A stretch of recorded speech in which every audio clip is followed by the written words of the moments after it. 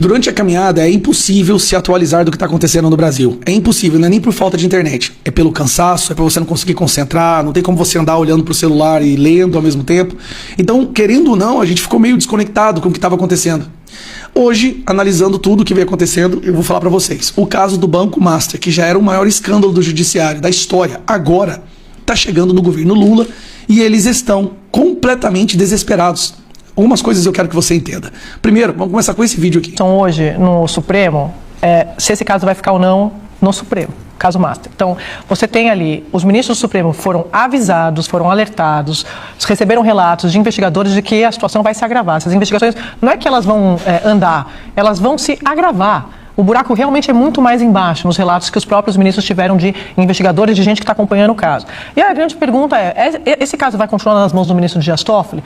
A gente tem visto algumas informações públicas, declarações de apoio, agora há pouco teve o ministro Gilmar Mendes, na semana passada teve o ministro Edson Fachin, presidente da Corte, numa nota que, acredito eu, era para defender o Supremo, mas um tiro no pé. Aquela nota na minha visão. Porque não tem como ser... É incompatível você defender o Supremo e não fazer uma crítica do que está acontecendo dentro da Corte em relação ao Banco Master. Só que o Banco Master não é só o Dias Toffoli, envolve também Alexandre de Moraes, a esposa dele. Vamos lá. Você se lembra que antes da caminhada o Lula fez uma reunião de emergência e chamou Alexandre de Moraes, alguns banqueiros, até o Sidônio da comunicação? E eu fiquei com aquela pergunta na cabeça, por que o Sidônio, por que um cara da comunicação foi convocado para essa reunião? Será que eles já estão preparando uma narrativa para defender o governo? Se estão preparando é porque tem algo do governo aí. Aí, nós chegamos a algumas reportagens que chamaram a atenção. Lula e Galípolo omitiram de agenda encontro com o dono do Master. O dono do Master encontrou com Lula em dezembro de 2024. Fora da agenda, ou seja, foi um encontro secreto. Mais para baixo, a gente descobre que... Cadê, ó? Guido Mantega foi contratado como consultor da Master por R$1 milhão. Guido Mantega, que está sendo considerado agora para voltar ao governo no lugar do Fernando Haddad.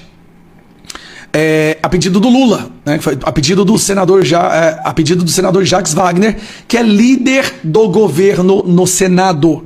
O líder do governo no Senado pediu e o Guido Mantega foi contratado. Lewandowski também trabalhou como consultor, se eu não me engano, recebendo uma fortuna. O Guido Mantega era R$1 milhão por mês.